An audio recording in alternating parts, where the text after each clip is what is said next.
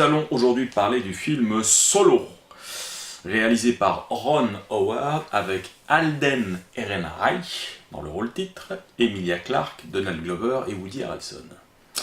Bon, le pitch, on va faire court, hein. Le film relate la jeunesse du personnage emblématique de la saga Star Wars, Han Solo. Voilà. Bon, petit préambule, je ne suis pas ce qu'on appelle un fan pur et dur de la saga Star Wars. J'en ai apprécié certains épisodes. Bon, bah évidemment, j'ai 50 ans, donc mon préféré, comme beaucoup de gens de ma génération, c'est l'épisode... maintenant, c'était 5, donc l'Empire contre-attaque. Voilà, qui reste aujourd'hui mon film préféré de la saga, avec peut-être le 4e épisode. Voilà, le reste, effectivement, m'a semblé souvent d'un intérêt un petit peu variable. Tout ça pour vous dire que je juge un film, voilà, en tant que long métrage, et sans pour autant, comme beaucoup de fanboys, le rattacher à une saga. Voilà, le problème de cette saga, c'est que beaucoup de fans se sont autoproclamés gardiens du temple, et voilà, en gros, on a une espèce de coup près qui tombe pour déterminer si tel ou tel épisode est une merde ou pas, ou mérite sa place dans la saga Star Wars. Bon, je ne vais pas rentrer là-dedans, on va descendre de 2 étages et on va juste parler de cinéma aujourd'hui. Alors, ça ne sauvera pas le film, soyons clairs, mais ça nivellera peut-être un peu le nombre de sauts de merde que le film se prend, que ce soit en France ou aux États-Unis, un peu partout dans le monde. Alors oui, Solo n'est pas terrible et je vais essayer de vous expliquer pourquoi. Alors, Han Solo est sans conteste le personnage de la saga Star Wars que les fans préfèrent. L'attente était donc très forte, et en plus c'est une période de sa vie sur laquelle on savait assez peu de choses, enfin très peu de choses étaient dites dans les films où il apparaissait. Donc vraiment il y avait un boulevard pour des scénaristes, pour voilà, nous raconter sa jeunesse, la genèse aussi de son personnage, le pourquoi du comment, etc. Donc il y avait vraiment matière à faire, beaucoup de choses à raconter, beaucoup de choses intéressantes. Et au final, même le bon Ron Howard, qui est quand même un réalisateur plus que correct, se contente d'illustrer un scénario qui, très franchement, ne raconte pas grand-chose, disons même à rien. C'est une suite de péripéties pas déplaisantes, mais totalement impersonnelles. Le problème vient du fait que le scénariste rentier Lawrence Kasdan, donc, qui a été rappelé par Disney pour relancer la saga Star Wars, sachant qu'il avait coécrit avec George Lucas, pour moi, le meilleur épisode, donc, à savoir l'Empire contre-attaque, épisode 5, donc, maintenant. Alors voilà, Disney l'a fait revenir pour essayer de revenir aux sources, ce que un peu réclamaient les fans de base, un peu déçus par les épisodes 1, 2, 3, réalisés par George Lucas, et complètement à la ramasse, faut bien le dire. Donc voilà, Disney voulait revenir aux sources et faire plaisir aux fans de base. Le problème, c'est que Lawrence Kasdan, le scénariste, commet les mêmes erreurs que sur l'épisode 7, de Sinistre Mémoire également. À savoir, il veut faire plaisir, il veut pas se mouiller, il veut effectivement que le fan se sente aussi bien que s'il enfilait une paire de charentaises à la maison. Donc là, effectivement, il utilise les mêmes recettes, à savoir prise de risque proche du zéro, et reprise d'éléments déjà vus ou revus dans les épisodes les plus prestigieux de la saga. Voilà ce qu'il nous avait fait pour l'épisode 7, en faisant notamment revenir Han Solo, en reprenant une scène clé de l'Empire contre-attaque, enfin voilà, voilà. Pour le coup, faire revenir Lawrence Kasdan était une très mauvaise idée, mais bon, visiblement il persiste signe, puisqu'il est également l'auteur de ce dernier épisode. L'important étant de ne surtout pas déplaire aux fans, plutôt que de faire un film. Et le plus drôle, c'est que Disney n'a pas encore compris, ou est peut-être en train de comprendre avec Solo, que cette méthode produit exactement les effets inverses de ceux attendus.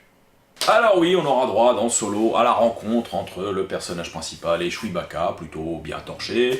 On aura droit à sa rencontre avec Lando Calrissian, plutôt téléphoné, et on aura droit effectivement au pourquoi du comment de son nom, Solo, dans une scène plutôt maligne et sobre. On va dire que toutes les cases attendues ont bien été cochées. Ok. Pour le reste, effectivement, un film qui n'est pas déplaisant à regarder, mais qui est, voilà, qui est pas spécialement marqué Star Wars, qui pourrait effectivement raconter l'histoire d'un quelconque aventurier de l'espace, sans pour autant qu'il s'appelle Han Solo. C'est une distraction, c'est un divertissement pas honteux, mais totalement oubliable. D'ailleurs, je pense que après-demain, j'aurais déjà oublié ce que raconte le film. Ça m'a fait penser à l'épisode pilote, par exemple, d'une nouvelle série qui raconterait l'histoire d'un héros, d'un nouveau héros, et après coup, je regardant ça, je me serais dit, ouais, ouais, c'était sympathique pour un épisode de série télé, mais est-ce que j'ai vraiment envie de continuer? Je sais pas trop. Donc voilà, vous voyez pour un blockbuster à 170 millions de dollars, et avec quand même un casting et un réalisateur plutôt haut de gamme, on était en droit d'en espérer quand même mieux que ça. Et je dirais même que les 40 premières minutes du film sont plutôt très bien ficelées. Bon, il y a un rythme qui est très soutenu, il y a beaucoup de péripéties, mais notamment une qui consiste à dérober, à organiser un casse sur une raffinerie, voilà, c'est plutôt bien fait, bien prenant. Et là, le film commence à bégayer et on a à nouveau des scènes de casse très compliquées et avec des scènes où on fuit les méchants. Voilà, en gros, le film alterne entre les unes et les autres. Et on peut pas dire que le film soit aidé au niveau de l'interprétation parce que tout ça est quand même, à l'instar du film, très très lisse. Bon, Alden Ehrenreich, j'espère que je ne sais pas si je prononce bien son nom, donc jeune acteur que j'avais vu dans le film des frères Cohen, Haïl César, où il jouait justement un comédien qui ne savait pas jouer. Là, je veux dire, il est pas nul, mais je veux dire, il est lisse, quasiment amorphe. J'ai bien peur qu'il n'ait été choisi que parce qu'il avait une vague ressemblance au niveau du visage, hein, j'entends, avec Harrison Ford. J'ai l'impression que c'est la seule raison.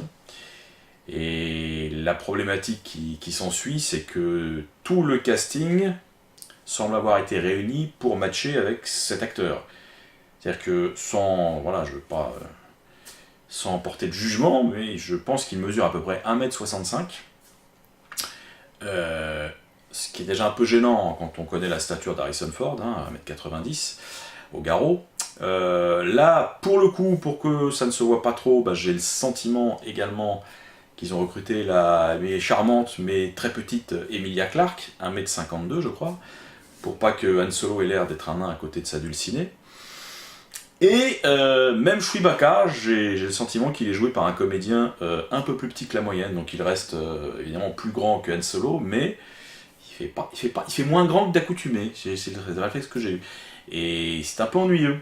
Il y a même une scène où Han Solo se tient à côté du personnage joué par Woody Harrelson, et là il y a quand même un choc. Je veux dire, il y a bien 3 têtes. Woody Harrelson fait bien 3 têtes de plus que Alden Ehrenreich. C'est un peu gênant, surtout que le personnage, me semble-t-il, aux alentours de 25 ans, il semble avoir fini sa croissance. Il en aurait 12.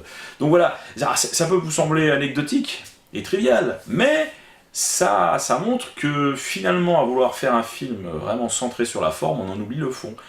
Et que cette forme en plus devient calamiteuse, puisqu'on on en voit que ses défauts. Donc voilà, il y a un souci. Il y a un souci, on ne fait pas un film uniquement en reprenant des éléments et en essayant de coller au plus près physiquement des personnages. Ça ne suffit pas et je pense même que c'est contre-productif. Quant à Donald Glover qui reprend le rôle de Lando Calrissian, il est également dans le mimétisme à fond par rapport au personnage vu dans les épisodes 4 et 5. Dans le genre, je me la pète à mort et puis j'adore la sape, quoi, voilà. C'est tout ce qu'on tient du personnage. C'est ça, c'est des espèces d'ersatz, des personnages originaux en version jeune mais qui n'apportent rien, je sais pas, on a l'impression que les acteurs n'interprètent rien en fait, c'est le souci que j'ai eu avec ce film. Voilà. Et autre déception côté acteur, Paul Bettany, qui peut être un comédien immense, et qui là joue un méchant très lambda. Alors la faute peut-être à un manque d'écriture sur son rôle, mais c'est... On comprend même pas ce qu'il est venu faire là, quoi, voilà, avec ce méchant au visage griffé et qui se contente d'agir comme un salaud, mais je sais pas, tout est lisse, voilà, tout est lisse, le méchant est lisse, les comédiens sont lisses, le scénario est lisse, voilà, quoi vous dire d'autre sur un plan technique, la 3D comme d'habitude est totalement inopérant, donc on s'en fout, on a l'habitude. Certains se sont plaints que le film avait une image très sombre, en se demandant même s'il n'y avait pas un problème d'étalonnage. Moi j'ai pas eu ce sentiment, c'est vrai que les décors sont assez austères, assez souvent effectivement assez peu éclairés, mais en même temps le film se déroule essentiellement dans des décors industriels, donc sur un flanc de montagne, avec un mauvais temps, donc voilà, je trouve que la photo est raccord avec les décors du film, ça m'a pas gêné. Je trouvais qu'au contraire, il y avait un peu moins de clinquant et de couleurs que dans d'autres films de la saga, on était dans quelque chose d'un peu plus sobre qui me rappelait peut-être les tons qu'on utilisait dans Rogue One notamment. Donc non, l'aspect, la facture du film ne m'a pas dérangé, la réalisation est plutôt correcte, mais c'est voilà, c'est grosse problématique de scénario et puis d'acteurs, je dirais. Et voilà, je vous confirme donc Han Solo est une déception. Moi, j'avoue que je m'y suis au moins pas ennuyé, mais en sortant de là, j'étais quand même très mitigé. Je pense que les fans se font harakiri. Voilà, n'allez pas jusque-là quand même, messieurs, dames. Mais n'y allez pas, faut pas aller voir Solo, c'est pas bon. C'est pas bon. Voilà. Bon, bah écoutez, continuez toutefois à aller au cinéma en salle. Moi, je vous dis à très bientôt pour une prochaine chronique nanar sur laquelle je suis en train de travailler. Merci à vous et je vous dis à très bientôt. Salut.